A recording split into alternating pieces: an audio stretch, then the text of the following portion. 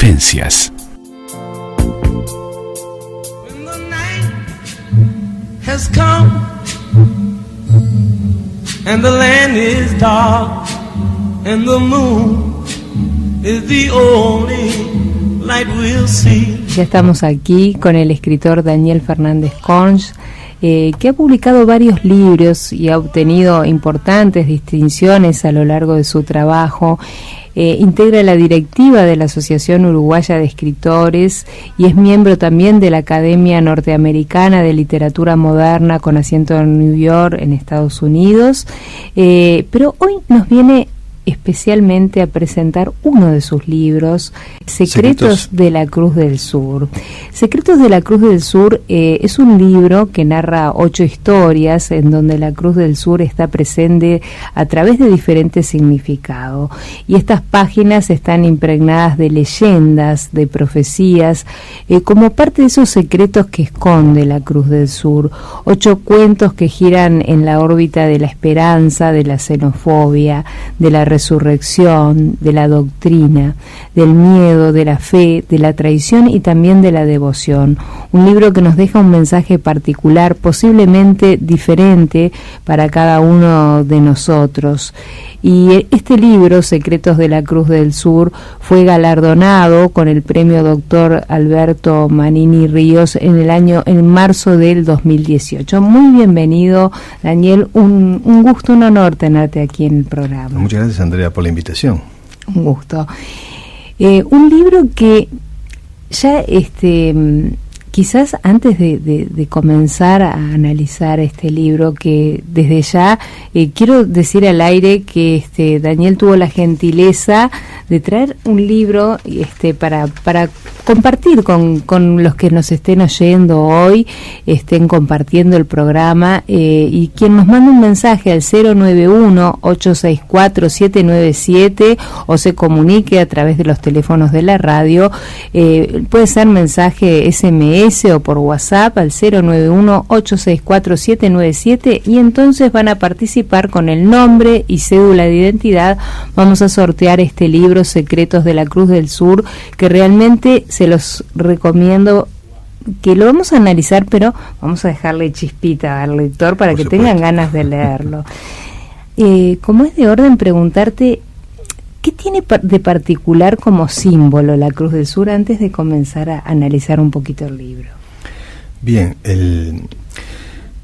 la cruz en sí, a que hace referencia el libro como Secretos en la Cruz del Sur, tiene múltiples significados. Claro. Uno de ellos es porque, estamos en el hemisferio sur, y la Cruz del Sur nosotros la vemos prácticamente todo el año. Claro. De allí que los 2 primeros cuentos con el que comienza la obra, que están referidos a nuestro país, y uno de ellos, el primero, está asociado a una antigua leyenda charrúa, la leyenda del abuelo Ñandú. Sí. Tiene que ver justamente la Cruz del Sur en la leyenda. Claro. La cruz es un símbolo que debe ser considerado en este libro no como un símbolo religioso, salvo en un cuento, en Don Cristóbal y el secreto de la cruz, que trata sobre una versión diferente de la llegada de Cristóbal Colón en su viaje hacia lo que se creía que eran las Indias, que Cristóbal tenía claro que no eran las Indias, pero justamente eso es lo que está planteado en este libro. Claro. O sea, es una historia diferente que el lector que no la conozca puede entender que sea todo ficción, y sí, yo puedo decirles que sí, que está ficcionado el diálogo que allí ocurre entre Cristóbal y su hijo, está ficcionado cómo es tratada la historia en sí, pero lo que se cuenta es una verdad. Cristóbal sabía que existía un continente. En esta historia yo narro cómo él llegó a esa documentación, y por qué se realizó el viaje de la manera en que se hizo. Claro. Pero claro, no podemos adelantar demasiado. No, sí, porque pero ahí está presente el símbolo religioso. El símbolo religioso, ahí, claro. porque bueno, estaba el interés de Castilla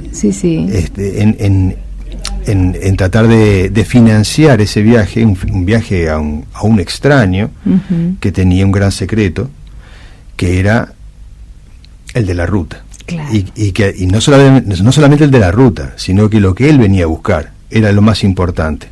Claro. Entonces, pero la presencia de la Iglesia en esa historia tiene un peso muy importante. Claro. Y cómo se manejó la historia después.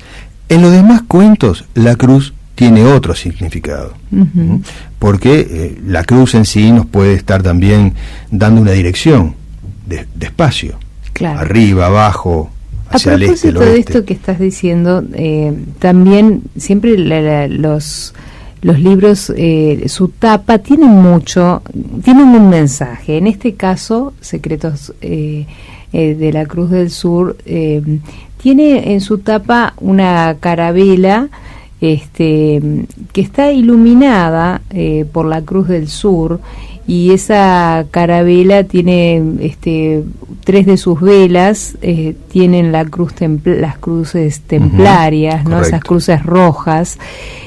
¿Por qué elegiste esta tapa? O capaz que fue el editor, no sé, viste que a veces fuiste tú, no sé de quién fue la elección. Di la directiva para que sea así. O sea, la tapa es totalmente oscura, es la carabela navegando en un cielo en la noche. En la noche. Entonces, se resalta justamente en las velas blancas la cruz templaria. En esa historia que yo hice referencia recién, de Cristóbal, el secreto de la cruz, se cuenta por qué Cristóbal utilizó la vela templaria, porque ¿por qué no salió con las velas con el símbolo de Castilla? O las velas blancas. Claro, no la adelantemos. Dejémosle el misterio. Capaz que, no sé si lo querés adelantar, capaz que podemos dar un pequeño, podemos levantar un pequeño velo. Sí, es probable. Pero sí, se explica exactamente por qué utilizó las velas templarias. Porque Cristóbal accede a una documentación que era de los templarios. Claro. Y es allí donde él ya antes, con su suegro, otro amante de los viajes como era Cristóbal, sobre los viajes de Marco Polo, ellos vivían en el puerto fascinados con historias de los navegantes. Colón fue un navegante amateur, tuvo incluso algunos accidentes importantes donde le salvaron la vida siendo muy joven, pero él no era un navegante de carrera, había navegantes muy importantes en esa época. Por eso yo vuelvo a hacer hincapié en lo que dije hace un rato. ¿Qué tenía Cristóbal Colón en sus manos? Un desconocido que no era navegante, para poder convencer al reino de Castilla, que sí tenía navegantes experimentados, para que él fuera a hacer esa travesía. ¿Por qué le dieron 3 navíos, le dieron tripulación? O sea, ¿por qué lo financiaron? Porque se pueden haber negado perfectamente. ¿Y allí decidiste ficcionar esta cruz? Porque son 8 cruces. Son 8 cuentos, 8 cuentos, 8 cruces, ¿no? Sí. Antes de meternos, ya estamos en las profundidades, estamos navegando por el libro. Algo que dice a los comienzos, a la memoria del profesor Carlos Maggi, ¿quién se involucró, dice, con la obra con la intención de colaborar en la presentación? ¿Qué pasó con don Carlos Maggi? Bueno, primero hago una breve síntesis del comienzo de esto. Cuando yo estaba terminando el libro anterior de Secretos en la Cruz del Sur, que se llamó Extraños en Montarunguá, ese libro tenía la mitad de la obra con historias que ocurrían en Montevideo y la otra mitad historias ocurridas en la zona de Arerunguá, de ahí Extraños en Montarunguá. Claro. Bien, 2 de los cuentos que estaban en ese libro decidí no incorporarlos y dejarlos para un próximo libro, para el que iba a venir, que era que no lo tenía claro cómo era, pero yo siempre dejé de un libro a otro alguna pista, a propósito, porque bien podían haber estado en el libro anterior, las dos primeras historias, que se llama Debajo de la huella del abuelo Ñandú y Extraños en Arerungua. Sí, con esas dos historias, que son temas del campo, podían haber estado perfectamente en el libro anterior, claro, que trataba esas historias. Sí, sí. Pero las incorporé acá y al comienzo. Porque en esas dos historias estaba presente el símbolo de la cruz. Y a partir de allí yo empecé a trabajar en este libro, Secretos en la Cruz del Sur, elaborando las historias desde el inicio, desde la nada. Claro. Porque tenían que tener este tipo de mensajes y cada una de las historias tenía que simbolizar la fe, la xenofobia, la doctrina, claro, el miedo, la traición. Todo tenía que estar allí y a partir de esos conceptos elaboré los cuentos. Claro. ¿Cómo entra Maggi en esto? Cuando empiezo a trabajar la historia sobre la fe, que es la historia sobre Cristóbal Colón, sí, y el secreto que Colón tenía para revelar, yo tenía mucha información que me llevó, no sé si 10, 12 o 14 años de estudio, de reflexión, de consultar los libros de navegación de Cristóbal Colón y de otros navegantes también, sí, sí, ¿no? Sí. Donde se cuentan historias realmente fascinantes que no están en los libros de historia. Claro. Entonces yo me encontré con Maggi y le dije, mira, Carlos, tengo esta situación planteada. O sea, tenía las anotaciones, claro, los borradores. Yo esto no lo puedo tratar como con una profundidad histórica, porque no es el espíritu del libro que voy a publicar. Y si lo hiciera, no tiene sintonía con lo que vengo narrando. Claro. Así que lo tengo que llevar a la ficción. Entonces le pedí algunos consejos que él me dio. Y bueno, y para eso nos reunimos, después que se terminaban las tertulias en una radio amiga, en un bar de la esquina nos sentábamos a tomar café y conversar sobre esta historia de Cristóbal Colón, que a él le fascinaba. Claro. Y bien, el prólogo lo iba a hacer él y tenía los manuscritos originales, hasta que bueno, hizo el último viaje a Europa y sí, con su hijo, sí. Y bueno, después cuando llegó. Pero es importante, me gustó preguntártelo, porque creo que es un hombre que recordamos todos con muchísimo cariño. Y bueno, era lindo saber por qué estaba allí en esas primeras páginas, sí, ¿no? Me hubiera encantado que él lo presentara. Claro que sí, porque era un hombre que siempre estaba dispuesto a ayudar, sí, a colaborar, y siempre fuera para una entrevista, fuera para hacer un libro, fuera para lo que fuera, tú lo llamabas y él siempre estaba dispuesto, sí. Para todos, realmente una persona muy generosa. Y con gran humor, además. Sí, un humor y envidiable, y además siempre dispuesto murió trabajando, o sea, con una vitalidad y con la mentalidad, yo creo que tenía otro libro en mente, siempre estaba trabajando en activo libros. Y sí. Bueno, vamos a hacer, Daniel, una pequeña pausa. Luego de la pausa continuamos aquí dialogando y presentando este libro, Secretos de la Cruz del Sur.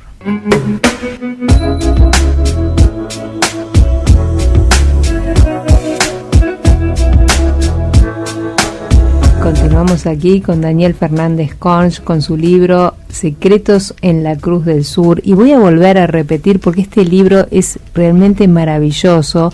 El número de teléfono al que se pueden comunicar para participar y poderlo venir acá a retirar a la radio, ponen su nombre y cédula de identidad y pueden participar a través del 091-864-797. Y continuamos aquí dialogando con Daniel Fernández Conch acerca de estos secretos en la Cruz del Sur, que nos fuimos a la pausa y estuvimos hablando de muchas cosas del libro, y también estaba un poco en ese comienzo en el que tú agradeces a un montón de gente porque le agregaron y te ayudaron a que este libro tuviera magia. Pero ¿qué tiene de mágico la Cruz del Sur? Me gustaría que nos cuentes algo. ¿Qué magia hay en vos? ¿Le viste tú a la Cruz del Sur para plasmar en este libro, no? Bueno, lo que decía hoy al comienzo, ¿no? La cruz, al simbolizar otros aspectos de la vida, uh-huh, como el norte, el sur, el este, el oeste, el tiempo, claro.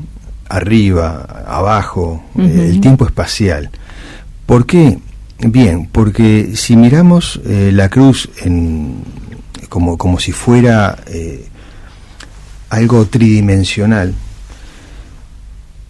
es la forma en que yo concebí los cuentos desde el inicio, desde la nada, solamente con los conceptos que yo encontraba en cada aspecto de la cruz, como fue, por ejemplo, el miedo o la traición, la doctrina, la fe. Entonces, a partir de allí explota la creación y puedo lograr esos caminos que comunican, claro, la historia con el mensaje, con la fantasía, con el lector, con la parte de reflexión. Claro. O sea, cada uno de estos cuentos tiene otras perspectivas. O sea, porque fueron construidos así. No son historias que están desilvanadas, escritas por mí en el tiempo y un día las junté para un libro. No, fueron realizadas a propósito, con un sentido. El orden, eso te iba a preguntar, te me estás adelantando algo que te quería preguntar a propósito de esto que estás diciendo. El orden con el que están escritos estos 8 cuentos, ¿tienen un fin, un propósito? ¿Está cuidado por algo? Las cruces, porque son 8 cruces, ¿están tomadas así o quedaron por casualidad? No, está todo diagramado perfectamente. En este viaje, si bien los cuentos no tienen que ver unos con otros, no tienen correlación, sí nos llevan justamente a ese nivel de reflexión, pero también nos llevan a historias del presente, claro, otras del pasado, otras que vinculan el pasado reciente, ¿no?, con un pasado más lejano, claro, y también con el futuro. Sí. Porque la última historia, Los números de Alejandro, es una historia que transcurre en nuestro presente, pero se vincula con el futuro. Y allí parecería ser una historia de ciencia ficción. La historia ocurrió y el personaje fue real, y bueno, y la historia se relaciona con esa situación entre lo que puede ser real o puede no serlo. Claro.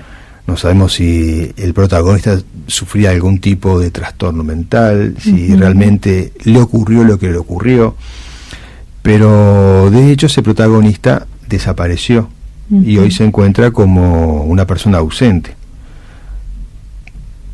Hay cientos de personas ausentes en Uruguay en este momento.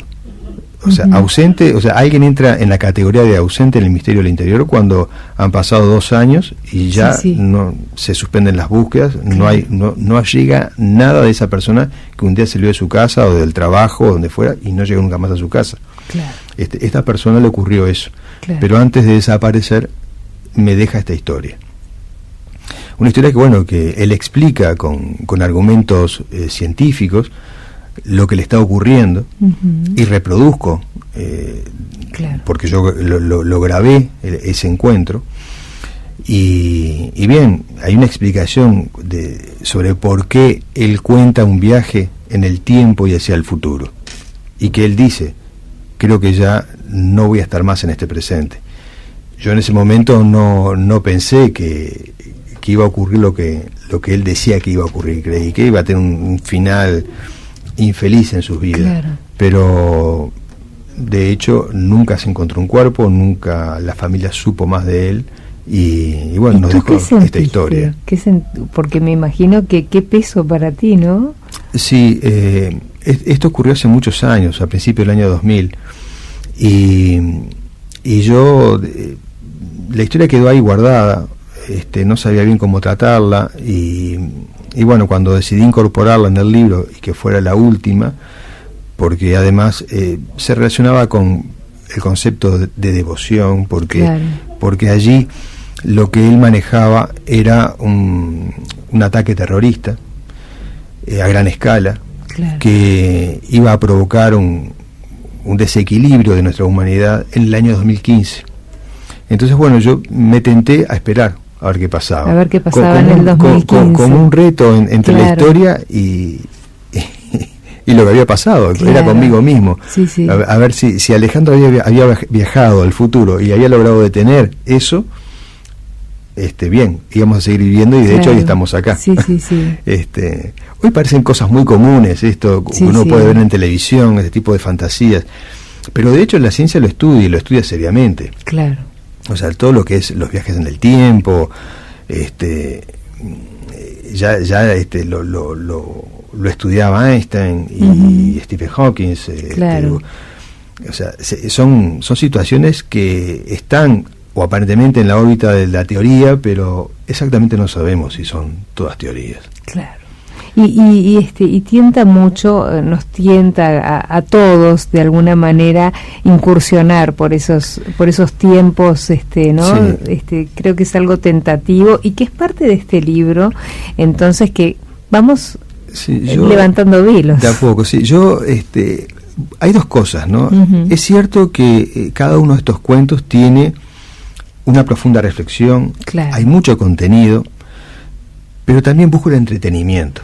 Sí, sí, son y que la lectura sea ágil. Entretenidos, y tienen, como yo decía al principio, un mensaje a descubrir por cada lector, porque creo que cada lector puede identificarse con la historia que tú estás contando, encontrar su mensaje particular, ¿no? Quizás no todos en cada cuento llevemos el mismo mensaje, quizás si yo me pusiera, se nos iría el programa, ¿no? A interpretar cada cuento y te dijera lo que fue mi mensaje y lo que tú intentaste dar del mensaje, quizás no coincidiéramos ni en ese mensaje, ¿no? Es probable, pero eso es lo bueno. Claro, es lo lindo, es lo lindo de acercarse al lector, y también supongo que habrás tenido devoluciones de la gente que habrás quedado sorprendido también, ¿no? Sí, siempre ocurre, siempre cuando presento un libro dejo ese espacio donde hay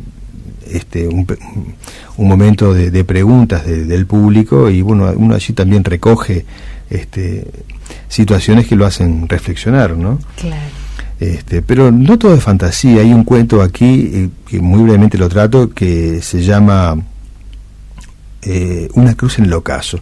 Una cruz en el ocaso Uh-huh. Es una historia que ocurre en un barrio de contexto crítico, como se dice hoy, en lugar del Cerro, pero donde, a pesar de esa situación social diferente, distinta, está allí, y donde también ocurren cosas buenas, claro. Y donde no todo es tan oscuro como quizás la gente cree que uh-huh. puede llegar a ser todo.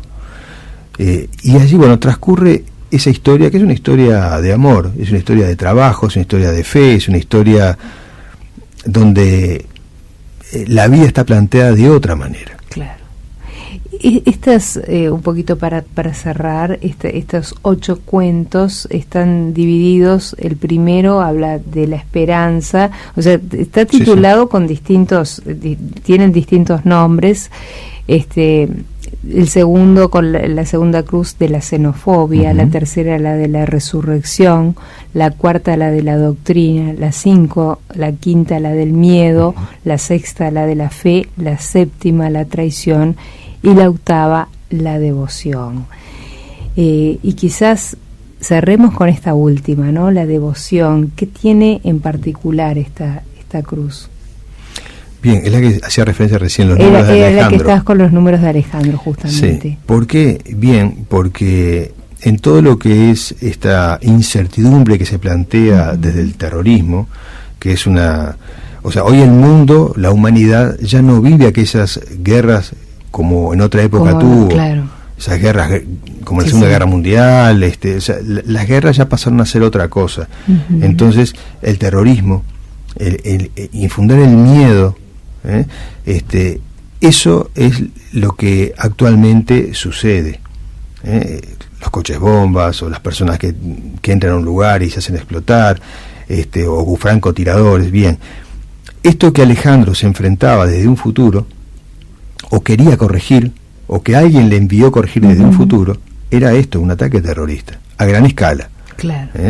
Y la devoción, claro, la devoción por la intolerancia, por una forma de querer borrar del mundo una forma de vivir nuestra, de todos, que quizás no sea la mejor, quizás no sea la perfecta, quizás no sea la más amable siquiera, claro, pero es una forma de existir. Y en la evolución del ser humano, creo que todo es válido, claro, porque ni todos evolucionamos de la misma manera, ni la sociedad entera evoluciona de la misma forma. Entonces hay que contemplar esas cosas, hay que tratarla de otra manera. Pero la intolerancia, bueno, es lo que también prima y lo que distorsiona este mundo que tenemos. Claro. Vamos a hacer, mira, porque me gustaría hablar brevemente sobre estos 8 cuentos, aunque sea un poquitito de cada una de estas cruces. Vamos a hacer una breve pausa y después de la pausa continuamos y cerramos un poquito, porque me da lástima que te vayas y no nos cuentes un poquito de cada cruz, por lo menos para levantar estos velos, que así los oyentes quedan abiertas las líneas de comunicación y pueden comunicarse al 091-864-797 vía WhatsApp o vía SMS para participar con el nombre y la cédula de identidad para llevarse este libro maravilloso, Secretos en la Cruz del Sur, de Daniel Fernández Corch. Hacemos una breve pausa y continuamos luego en Vivencias.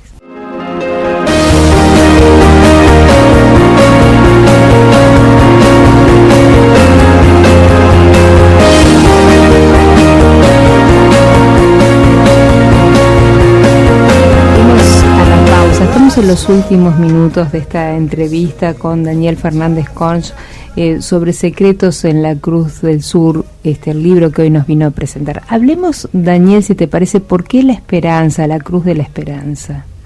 El primer cuento, Debajo de la huella de la abuela Ñandú, tiene como consigna la esperanza, porque comienza en una historia que se desarrolla en el campo.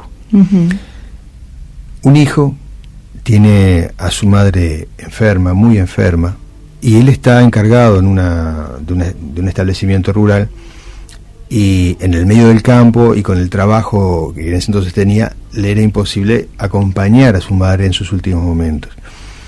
Entonces la madre, que de chico siempre le leía esta leyenda, la del abuelo Ñandú, la madre fallece y él se queda sin acompañarla en esa instancia. Una madrugada siente un ruido que le llama la atención fuera del establecimiento, y bueno, se asoma, no ve nada y vuelve a pasar, siempre en el momento que llegaba el alba. Claro. Hasta que un día se decide ir a ver, y cuando él llega a un lugar donde había un monte nativo y estaba esa línea marcada entre la oscuridad que se iba y el sol que empezaba a salir, él ve en el follaje algo que se mueve, se acerca y se encuentra con algo que le llama la atención. Era un grupo humano, esto es lo que voy a decir, un grupo humano. Sí. Pero se relacionaba con algo del pasado, con la leyenda, con esa profecía. Con la profecía del abuelo Ñandú. Claro. Y con lo que a él le había ocurrido con su madre. Algo que me llamó claro, que empieza diciendo: por fin saldrá el sol, y por fin termina saliendo el sol, que tiene que ver con esa esperanza, que a todos de alguna manera es tan importante la esperanza hoy, día a día, ¿no? Sí, porque cada cuento además tiene algo que no es un epígrafe, porque los epígrafes son más cortos de lo que yo hice, pero bueno, hay como un mini cuento, o un epígrafe muy grande, claro. No llega a ser epígrafe, donde dice algo. En ese caso son dos viejitos que uno le dice al otro: en algún lado dejó de llover, una cosa así. Claro, sí. ¿Y cómo sabes eso? Porque escucho cantar los pájaros. Claro, eso es la esperanza. Eso que dice, eso es la esperanza. Después tenemos a la xenofobia, me estoy yendo en los minutos, a la resurrección como ese milagro de renacer, ¿no? Claro, el cuento de la resurrección trata sobre lo que ocurre, en este caso, antes de vivir, porque el protagonista se enfrenta a esa situación donde él descubre lo que hay antes de venir a la vida. ¿Por qué estamos nosotros aquí? No se trata sobre la muerte, es sobre la vida. Claro. ¿Por qué cada uno de nosotros está en este momento ocupando lo que está haciendo? Y allí, bueno, uno lo puede creer, puede compartirlo o no. Vamos a no hablar de creer. No, compartir o no, y es cuestión de que cada uno lo lea. El de la doctrina ya de Colón hablamos. El miedo, ese miedo que limita nuestras fuerzas, esa cruz que tiene que ver con el miedo que limita nuestra fuerza, nuestro accionar. El cuento se llama Un té después de las 5 y trata sobre un maestro, un profesor de piano que le otorgan una beca para ir a Londres. O sea, la historia se desarrolla en 3 lugares a la vez: en Montevideo, en Durazno, donde se cuenta un ritual muy poco conocido que se llama el ritual de la cruz, otra vez la cruz, y luego el resto de la historia transcurre en Londres, donde este director de música se enfrenta a su mayor miedo, porque a raíz de algo que le ocurre ahí en Durazno, en el ritual de la cruz, él pierde. Cuando digo pierde es porque uno se limita, pierde la capacidad de componer. Y no hay cosa más horrible para un músico que no pueda componer. Y él se enfrenta a eso, y en Londres, algo sucede que se enfrenta a ese miedo final. Y después tenemos a la fe y a la traición. Bueno, la fe, hablamos de una cruz en el ocaso, que es la del contexto crítico de esa historia, y la traición es el cuento se llama Mal bien en los borraos. Mal bien los borraos es un término del turf. Se desarrolla en el año 1967-68, un momento donde el país nuestro vivía una situación complicada desde lo político, la transición, y 2 bandas de gángster, de contrabandistas de alto vuelo, se enfrentaban en ese momento a lo que eran las operaciones guerrilleras por parte de los Tupamaros, a la persecución por parte de la policía, y ellos en el medio de sus negocios oscuros, ¿no? Esa situación se define en el hipódromo de Maronies. Por eso Mal bien en los borraos, y eso tiene que ver con una carrera que se corre allí y lo que sucedía entre estos 2 gángsters. Bueno, es un libro que nos vamos a sentir, si el que tenga la oportunidad de leerlo, se puede sentir muy identificado, porque nos llevas por todo el Uruguay, recorremos cada rinconcito, diferentes rincones de nuestro país, que eso es importante, porque muchos de los lectores se pueden en algún rinconcito sentir identificados y también comparte de estos 8 cuentos. Ha sido un inmenso placer, Daniel, contar con tu presencia hoy aquí, y bueno, desearte mucho éxito, y están las puertas abiertas para cuando gustes volver. Muchas gracias, Andrea, ha sido también un gusto volver aquí a CX30, a tu programa Vivencias, y compartir esta conversación contigo y tu audiencia. Un placer, y bueno, y volvemos a repetir, quedan abiertas las líneas. Vivencias.